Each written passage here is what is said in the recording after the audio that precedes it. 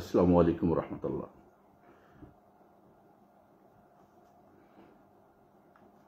आज मैं इस बात पे गुफ्तगू करूंगा कि ट्रांसजेंडर एक्ट जो है असल में किन के हकूक़ के तहफ़्फ़ुज़ के लिए बनाया गया है। हमारे पाकिस्तान में बहुत सारे ख्वाजा सरा ये समझते हैं कि शायद ये ट्रांसजेंडर एक्ट हमारे राइट्स को प्रोटेक्ट करने के लिए बनाया गया है, जबकि असल में ये ख्वाजा सरा इंटरसेक्स के हकूक़ को पामाल करने के लिए बनाया गया है। इसमें जिस कैटेगरी के लोगों के राइट्स को प्रोटेक्ट किया गया है बेसिकली वो होमोसेक्सुअल्स लोग हैं, और ट्रांसजेंडर एक टर्म ऐसी है जो इन सब के लिए इस्तेमाल होती है।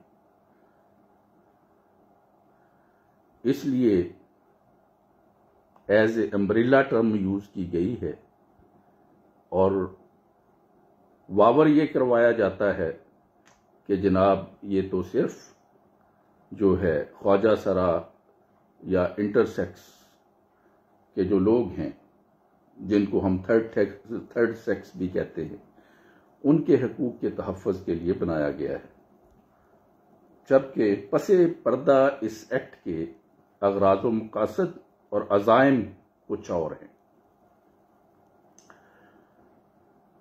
ये कानून जो है ख़वातीन के हकूक़ को भी इन्फ्रिंज करता है और मर्दों के हकूक़ को भी मजरू कर रहा है।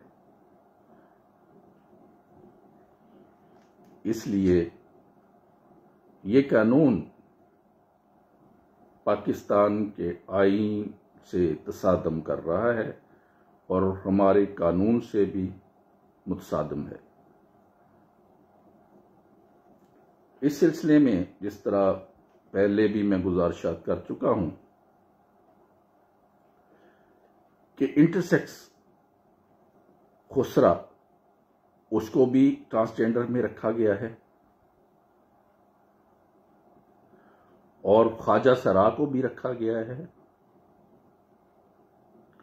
और यूनिक ऐसे मर्द अफराद जिनके टेस्टिस किसी वजह से डिस्ट्रॉय कर दिए जाए, निकाल दिए जाए, जैसे सर्जिकल ऑपरेशन के जरिए उनको निकाल दिया जाए और वो रिप्रोडक्शन के काबिल ना रहें, सेक्सुअल एक्टिविटीज परफॉर्म करने के काबिल ना रहें, उनको भी ट्रांसजेंडर कहा गया है। जबकि पैदाइशी तौर पे एक मर्द पैदा होता है, वो जबरदस्ती गुलामों का सलूक करके या किसी और वजह से उसको इस सहल नहीं छोड़ा जाता कि वो अपनी रिप्रोडक्शन कर सके या सेक्सुअल किसी से इंटरकोर्स कर सके जायज तरीके से, लेकिन किसी जालिम ने उससे ऐसा सलूक कर दिया, तो क्या वो ट्रांसजेंडर हो गया? उसकी नफ्सियात मर्दों जैसी हैं, तमाम चीज़ें मर्दों जैसी हैं, तो उसको भी ये ट्रांसजेंडर कहा, लिखा और पढ़ा जा रहा है इस ट्रांसजेंडर एक्ट में। इसी तरह कोई ऐसी औरत, फीमेल जो इंटरसेक्स है, जो फुली रिप्रोडक्टिव सिस्टम से महरूम है, उसको भी ट्रांसजेंडर कहा गया है। हिस्टोरिकली देखें, दुनिया में दो ही जेंडर्स थी हैं, या तीसरी जेंस जिसको हम थर्ड सेक्स, थर्ड जेंडर का कहते हैं, वो है मेल हैं, फीमेल हैं, या थर्ड सेक्स, थर्ड जेंडर, वो इंटरसेक्स के लोग ख्वाजा सरा भी जिन्हें कहते हैं, जिन्हें हम खुसरा भी कहते हैं, इसमें औरत और मर्द दोनों शामिल हैं ख्वाजा सरा में। तो ख्वाजा सरा के हकूक के लिए कोई भी शख्स जो है उनके खिलाफ नहीं है, उनको उनके जायज़ हकूक पाकिस्तानी सिटीजन्स के तौर पे मिलने चाहिए और उनके इस हक के हम भी तायीद करते हैं और उनको वो हकूक मिलने चाहिए। लेकिन असल में इस कानून के तहत जो मंशा है इसकी वो कुछ और है, और एक और कैटेगरी को ट्रांसजेंडर करार दे दिया गया है, जो कि एनी पर्सन जब कानून में वर्ड यूज होता है उसमें शामिल होता है मर्द भी औरत भी।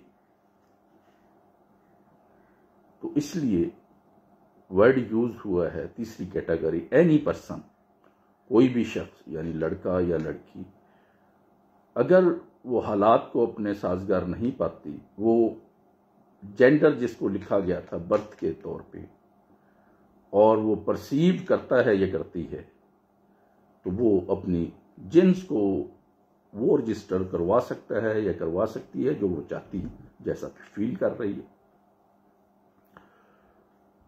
तो पाकिस्तान में जब भी कोई बच्चा पैदा होता है, मेल नहीं, जाहिर है डॉक्टर, हॉस्पिटल या दाई या प्राइवेटली, तो उसका एक बर्थ सर्टिफिकेट बनता है जिसमें लड़का या लड़की उसको लिखा जाता है। अब अगर कुदरत की तरफ से कोई लड़का या लड़की ऐसा पैदा होता है या पैदा होती है जिसके पैदाइशी तौर पे जिनसी आज़ा वाज़िया नहीं, तो उसको थर्ड सेक्स के तौर पे लिया जा सकता है, इंटरसेक्स ख्वाजा सरा के तौर पे लिया जा सकता है। लेकिन उसमें भी देखना होगा क्या वो जो डिफेक्ट्स हैं वो मेडिकली या बड़े होके ठीक किए जा सकते हैं या ऐसे हैं कि वो किसी भी तरीके से वो ठीक नहीं हो सकते। जब हम ख्वाजा सरा की बात करते हैं तो एक चीज ज़हन नशीं करनी चाहिए कि ये वो लोग होते हैं जो सेक्सुअली परफॉर्म नहीं कर सकते। अगर वो सेक्सुअली परफॉर्म नहीं कर सकते, ख्वाजा सरा चाहे औरत है चाहे मर्द है, तो फिर वो ख्वाजा सरा या खुसरे की डेफिनेशन में आएगा। लेकिन अगर कोई ख्वाजा सरा वो सेक्सुअल इंटरकोर्स की ताकत रखता है, उसमें ये एबिलिटी है, चाहे वो मर्द है या औरत, तो वो इस इंटरसेक्स की डेफिनेशन में, ख्वाजा सरा की डेफिनेशन में नहीं आएगा। वो इसलिए कि अगर कोई शख्स उसमें मर्द है लेकिन इंटरसेक्स ख्वाजा सरा या कोई है, तो मर्द सेक्सुअली परफॉर्म कर सकता है, लेकिन किसी भी वजह से ड्यू टू एज फैक्टर या मेडिकल फैक्टर उसका रिप्रोडक्शन सिस्टम जो है वो प्रॉपर नहीं रहता, यानी वो बच्चा पैदा करने की उसमें सलाहियत नहीं होती है। वो मर्द सेक्सुअली भी परफॉर्म कर सकता है, और ऐसी ही औरत जो बच्चा पैदा करने की सलाहियत नहीं रखती, तो क्या वो भी इंटरसेक्स, वो भी ख्वाजा सरा या ट्रांसजेंडर आप उनको भी करार दे देंगे? ये बहुत बड़ा इस कानून में खला है, और बहुत कुछ चीज़ें ऐसी हैं जो कि हमारे मुआशरे और पाकिस्तानी लोगों के लिए बहुत ज्यादा खराबी का बायस बन सकती है। इसलिए इसमें या एग्जॉस्टिवली बहुत ज्यादा अमेंडमेंट्स की जरूरत है, या इस सारे कानून को ही रिपील करके एक नया कानून ख्वाजा सरा इंटरसेक्स के लिए लाना चाहिए, जो उनके राइट्स उनके को प्रोटेक्ट करे, उनको सारे हकूक दिए जाए और इसके जरिए से कोई फहाशी, कोई होमोसेक्सुअलिटी या ओपन फ्री सेक्स करना, ऐसा कोई एलिमेंट उसमें शामिल ना हो। ये मैं पहले भी वाज़ेह कर चुका हूं, अब उसका बार बार तकरार करना अच्छा नहीं लगता कि ये जब दरवाजा खोल दिया गया है अपनी मर्जी से सिर्फ जेंडर चेंज करने का, तो फिर क्या होगा? यही फिर LGBT, lesbian, gauge, transgender, bisexuals और इनकी आपस में शादियां, गलत कारियां और सारा कुछ वो हकूक जायज है। वो इसी चीज की लिबर्टी मांग रहे हैं, वो इसी चीज की सेक्स फ्री मुआशरा चाहते हैं और इसी चीज के वो मुद्दाई हैं कि ये हमारा जिस तरफ मिलान है, कोई मजहब उसके आड़े ना आए, कोई रवायात उसके आड़े ना आए, तो जिस तरफ हमारा मिलान है हम ओपनली वो सेक्स जो है एंजॉय कर सकें। तो ये चीज कम अज कम पाकिस्तान में तो इजाजत इसकी नहीं दी जा सकती, क्योंकि ना ही हमारा आइन इसको अलाउ करता है और ना ही हमारा कानून, ना ही हमारी मुआशरत और ना ही शरीयत इसकी इजाजत देती। अब इसके पीछे मकसद क्या है? बेसिकली जेंडर चेंज करने का एक रास्ता खोला गया है कि पाकिस्तानी जो चाहें जेंडर चेंज करें, हॉस्टल्स में फैसिलिटीज इनको दी जाएं, ठीक है, लड़का लड़की बने, लड़की लड़का बने, ठीक है, और आर्टिफिशियल जो है उनके अज़ा लगाए जाएं और वो एंजॉय करें जिस तरह भी एंजॉय करना चाहते हैं। वो बातें बड़ी खुले तरीके से इन्होंने रूल्स वगैरह में लिखी हुई हैं, जो कि कहने के काबिल भी नहीं है। उर्दू में उनका ट्रांसलेशन करना या तर्जमा करना बहुत ही ऑकवर्ड लगता है, और ये अंग्रेजी जबान के अल्फाज इस्तेमाल करके, टफ लैंग्वेज इस्तेमाल करके और पाकिस्तानियों को बहला फुसला कर ये बड़ा एक जो है प्लेट में खुशनुमा करके एक गंदी चीज को, गलाजत भरी चीज को पेश किया गया है, उसको अच्छा बना के। और इस एक्ट को तरवीज देने के लिए, इंप्लीमेंट करने के लिए बाकायदा नादरा ने रूल्स भी फ्रेम कर लिए हैं। वो रूल्स काबिले शर्म हैं, शर्मनाक हैं, जो कि इनकी हेल्थ फैसिलिटीज देने की आड़ में ये चीजें गवर्नमेंट ऑफ पाकिस्तान फराहम करेगी।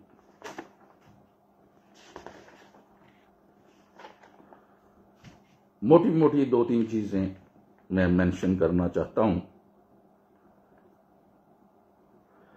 जेंडर अफर्मिंग सर्विसेज जो हैं ये दी जाएंगी, उसमें उनके हार्मोन थेरेपी वगैरह होगी, सर्जिकल होगी, फेशियल होंगे, इंटरवेंशंस होंगे, मॉडिफिकेशन उनकी आवाज़ को जो है modification of speech and communication, वो उनकी आवाज़ें तरतीब दी जाएंगी, उनकी आवाज़ें बनाई जाएंगी।